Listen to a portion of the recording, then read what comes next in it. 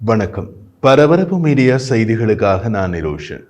ஐடிஎஃப்பின் தலைமை அதிகாரி lieutenant general ஹெர்சி ஹெலேவி பல்வேறு முனைகளுக்கான மதிப்பீட்டை நடத்தி முடித்து போர் திட்டத்தை இறுதி செய்து ஒப்புதல் அளித்துள்ளதாக இஸ்ரேலிய பாதுகாப்பு படை ஐடிஎஃப் தெரிவித்துள்ளது. ஈரான் மற்றும் அதன் ஆதரவு இயக்கம் ஹெஸ்போல்லாவின் தாக்குதலுக்கு நாடு தயாராகிவிட்ட நிலையில் இப்போது ஒப்புதல் கொடுக்கப்பட்ட போர் திட்டம் ஈரானிய மற்றும் ஹெஸ்போல்லாவின் தாக்குதலுக்கு ஈரான் மற்றும் லெபனானில் பதிலடி கொடுக்கும் விதத்தில் திட்டமிடப்பட்டுள்ளது. போருக்கு தேவையான இராணுவ சாதனங்கள், விமானங்கள் மற்றும் ஆயுதங்கள் போர் திட்டத்தின்படி உரிய இடங்களுக்கு நகர்த்தப்பட்டுள்ளதாகவும் தெரிவிக்கப்பட்டுள்ளது. தாக்குதல் மற்றும் பாதுகாப்பான உயர் தயார் நிலை மற்றும் மதிப்பீட்டு முயற்சிகளின் தொடர்ச்சியினை தலைமை தளபதி தெரிவித்தார் என்று ஐடிஎஃப் தெரிவித்துள்ளது. போர் திட்டத்திற்கு ஒப்புதல் கொடுக்கும் கூட்டத்தில் ஐடிஎஃப் துணை தளபதி, உளவுத்துறை மற்றும் செயல்பாட்டு இயக்குநரகங்களின் தலைவர்கள், வடக்கு கட்டளை தளபதி, விமானப்படை தளபதி, உள்நாட்டு முன்னணி கட்டளை தளபதி மற்றும் பிற உயர் அதிகாரிகள் கலந்து கொண்டனர். அடுத்த 24 மணி நேரத்திற்குள் இஸ்ரேல் மீது ஈரான் தாக்குதல் நடத்தும் என்று பிராந்திய ஆதாரங்களை மேற்கோள் காட்டி ஃபாக்ஸ் நியூஸ் நேற்று திங்கட்கிழமை செய்தி வெளியிட்டதற்கு சமாந்தரமாக இந்த அறிவிப்பு வந்தது. 2 விவிலிய கோயில்களை அளித்ததற்காக ஜூதர்களின் துக்க தினமான திஷா பாவ் திங்கள் மாலை தொடங்குவதற்கு முன்னதாக இந்த கூட்டம் நடந்தது. உண்ணாவிரத நாள் ஈரான் தனது வாக்குறுதி அளிக்கப்பட்ட தாக்குதலை நடத்த திட்டமிடும் தேதி என்று ஊகிக்கப்படுகிறது.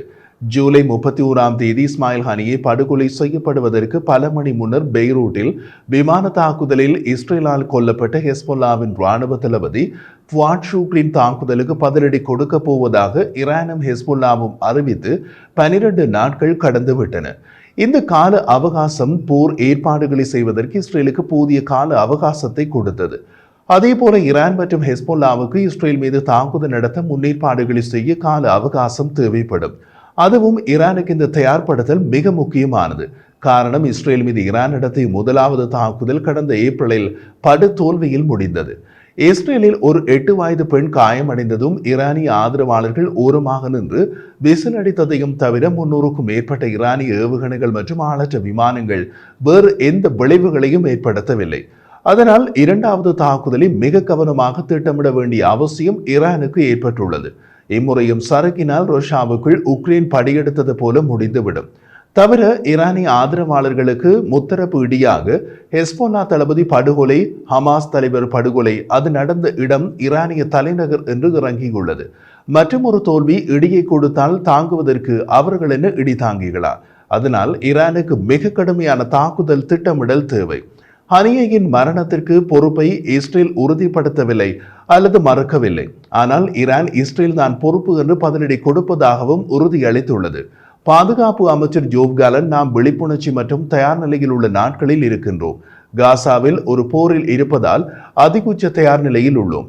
வளமையான ஒரு போரில் ஈடுபடுவதற்கு முன் பல வார கால போர் பயிற்சிகள் செய்யப்பட வேண்டும். எமது படைகளுக்கு போர் பயிற்சிகள் 10 மாத கால நிஜ போரை உள்ளது. அதனால் நாம் மிக துரிதமாக போரில் இறங்க முடியும். டெஹ்ரான் மற்றும் பெய்ரூட்டில் இருந்து வரும் அச்சுறுத்தல்களை எந்த நிமிடத்திலும் நடைமுறைக்கு வரக்கூடும் என்று கூறினார். ஈரானிய அரசுக்கு அரபு மற்றும் உலகளாவிய எச்சரிக்கைகள் இருந்த போதிலும் ஈரானின் தற்காலிக வெளியுறவு அமைச்சர் அலி பகேரி நேற்று திங்கட்கிழமை சீன வெளியுறவு அமைச்சர் வாங் ஜியிடம் ஹனியை படுகொலை செய்யப்பட்டதை தொடர்ந்து இஸ்ரேலுக்கு எதிராக ஈரானுக்கு தகுந்த பதிலடி கொடுக்க உரிமை உள்ளது என்று கூறினார். பிராந்திய நிலைத்தன்மையை உறுதிப்படுத்த தாக்குதலை நிறுத்துவது அவசியம் என்று வாங் பகேரியிடம் கூறியதாக ஈரானிய அரசு ஊடகம் கூறியது. அதற்கு முன் செர்கி சோய்கு ரஷ்ய தரப்பின் நிலைப்பாடும் தாக்குதல் நடத்துவதை நிறுத்த வேண்டும் என்ற ரீதியில் இருந்ததாக கூறப்பட்டது. ஆனால் ஈரான் தாக்குதல் நடத்துவதையோ அதற்கு இஸ்ரேல் பதிலடி கொடுப்பதையோ சீனா மற்றும் ரஷ்யாவால் தடுப்பது மிக கடினம். காரணம், ஈரானுக்கும் ஹெஸ்போல்லாவுக்கும் ஏற்பட்ட இழப்பு பெரியது. ஈரான் தாக்குதல் நடத்தக்கூடாது என்று அழுத்தம் கொடுக்கும் மற்றொரு தரப்பு ஈரானிய புதிய ஜனாதிபதி மசூத் பெஷஷ்கியான். ஆனால் அவராலும் ஈரானிய தாக்குதலை தடுக்க முடியாது. அதற்கான அதிகாரம் ஈரானில் ஜனாதிபதிக்கு கிடையாது. ஈரானில் ஜனாதிபதி தனது துணை ஜனாதிபதியை கூட தக்க வைத்துக் கொள்ள முடியாத போது போரை எப்படி தடுப்பது? துணை ஜனாதிபதி துண்டை உதறி தோளில் போட்டுக்கொண்டு கிளம்பி போய்விட்டார். ஈரானின் புதிய அரசு கடந்த அரசு போல கடும்போக்கான அரசாக இருக்காமல் சீர்திருத்தவாத அரசாக இருக்கும் என்று எதிர்பார்ப்புக்கு மத்தியில் சீர்திருத்த அரசியல்வாதி மசூத் பெஷஷ்கியான் தனது துணை ஜனாதிபதியாக உலகளவில் நன்கு மதிக்கப்படும் மொஹாமட் ஜவாத் ஷரீஃபை தனது துணை ஜனாதிபதியாக தேர்ந்தெடுத்தார். முகமது ஜவாத் ஷரீப் துணை ஜனாதிபதியாக பதவியேற்று 10 தினங்களில் தமது பதவியை ராஜினாமா செய்துவிட்டார். முக்கிய உலக வல்லரசுகளுடன் 2015ஆம் ஆண்டு அணுசக்தி ஒப்பந்தம் குறித்து பேச்சுவார்த்தை நடத்திய ஈரானின் முன்னாள் வெளியுறவு அமைச்சர் முகமது ஜவாத் ஷரீப் இம்மாதம் 1ஆம் தேதி ஈரானின் புதிய துணை ஜனாதிபதியாக பதவியேற்றார். அவர் தனது புதிய துணை ஜனாதிபதி பதவியை ராஜினாமா செய்ததாக நேற்று திங்கட்கிழமை அறிவித்தார்.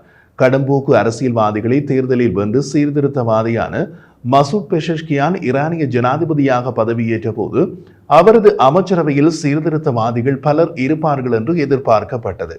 அதன் மூலம் மேற்குடன் ஈரான் முருகல்களை குறைத்து உறவுகளை வளர்த்துக் கொள்ளும் என்ற எதிர்பார்ப்பும் இருந்தது. ஜனாதிபதி மசூத் பெஷஷ்கியான் தனது துணை ஜனாதிபதியாக முகமது ஜவாத் ஷரீப்பை தேர்ந்தெடுத்த போது அந்த எண்ணம் வலுப்பட்டது. ஆனால் புதிதாக தேர்ந்தெடுக்கப்பட்டு 2 வாரங்களுக்குள் ஷரீப் தனது ராஜினாமா கடிதத்தை கொடுத்து விட்டார். ஷரீப் தனது ராஜினாமாவுக்கு பல காரணங்களை மேற்கோள் காட்டினார். குறிப்பாக புதிதாக முன்மொழியப்பட்ட 19 உறுப்பினர்களை கொண்ட அமைச்சரவையில் அவருக்கு ஏற்பட்ட ஏமாற்றம் அவரால் சுட்டிக்காட்டப்பட்டுள்ளது. நான் உறுதியளித்தபடி வேட்பாளர்களை தேர்ந்தெடுக்கும் பொறுப்பு கண்ணியமான முறையில் நடைமுறைப்படுத்தவும் அமைச்சரவையில் பெண்கள், இளைஞர்கள் மற்றும் சிறுபான்மை இனங்களை சேர்ந்தவர்களை இணைத்துக் கொள்ள முடியவில்லை என்று வெட்கப்படுகிறேன் என்று குறிப்பிட்டுள்ளார் முகமது ஜவாத் ஷரீப். ஈரானில் அமைச்சர்களை ஜனாதிபதியை முன்மொழிய முடியுமே தவிர அதை உறுதி செய்வது சுப்ரீம் தலைவர் அலி கமேனி தான். பெஷஷ்கியான் ஞாயிற்றுக்கிழமை ஒரு பெண் அடங்கிய தனது அமைச்சரவையை நாடாளுமன்றத்தில் முன்மொழிந்தார். முன்மொழியப்பட்ட பெண் உட்பட பல சீர்திருத்தவாதிகளின் பெயர்கள் நிராகரிக்கப்பட்டன. மாறாக ஹெலிகாப்டர் விபத்தில் மறைந்து ஜனாதிபதி இப்ராஹிம் ரைசியின் அரசாங்கத்தில் இருந்து பழமைவாதிகளை சேர்த்துக் கொள்ளுமாறு உத்தரவிடப்பட்டது. அதனால் என்னதான் ஜனாதிபதியாக சீர்திருத்தவாதி பெஷஷ்கியன் ஜனாதிபதியாக இருந்தாலும் அலி கமேனியின் பழமைவாத கோட்பாடுகளிலேயே ஈரானிய அரசு தொடரும் என்று எடுத்துக் கொள்ளலாம். முகமது ஜவாத் ஷரீப் தனது பிள்ளைகள் அமெரிக்க குடியுரிமை பெற்றுள்ளதால் துணை ஜனாதிபதியாக நியமிக்கப்பட்ட பின்னர் தானும் அழுத்தத்தை எதிர்கொண்டதாக ஷரீப் சுட்டிக்காட்டினார். உலக தலைவர்களால் மதிக்கப்படும் ஈரானிய அரசியல்வாதியாக இருந்த முகமது ஜவாத் ஷரீப் அமெரிக்காவில் பட்டப்படிப்பு மற்றும் PhD-யை சர்வதேச சட்டம் மற்றும் கொள்கையில் பெற்றவர். அமெரிக்காவில் அவர் வசித்த போது அவரது மகன் மற்றும் மகள் பிறந்ததால் அவர்களுக்கு இயல்பிலேயே அமெரிக்க குடியுரிமை உள்ளது. ஈரானின் துணை ஜனாதிபதியாக எனது பயனை சந்தேகிக்கின்றேன் என்று கூறியுள்ள முகமது ஜவாத் ஷரீப் தான் ஈரானின் உள்நாட்டு அரசியலில் கவனம் செலுத்துவதை தவிர்த்துவிட்டு கல்வித்துறைக்கு திரும்ப போவதாக கூறியுள்ளார். சீர்திருத்த ஜனாதிபதி ஹசன் ரவுகானியின் அரசாங்கத்தில் 2013ஆம் ஆண்டு மற்றும் 2021க்கு இடையில் ஈரானின் வெளியுறவு அமைச்சராக இருந்த ஷரீப் 2015 உடன்படிக்கைக்கான நீண்ட பேச்சுவார்த்தைகளின் போது சர்வதேச அரங்கில் அறியப்பட்டார். அது ஷரீப்பை மிகவும் வெளிப்படையான வெளித்தோற்றம் கொண்ட ஈரானுக்கான ஒரு முக்கிய நபராக சர்வதேச அரங்கில் ஆக்கியது.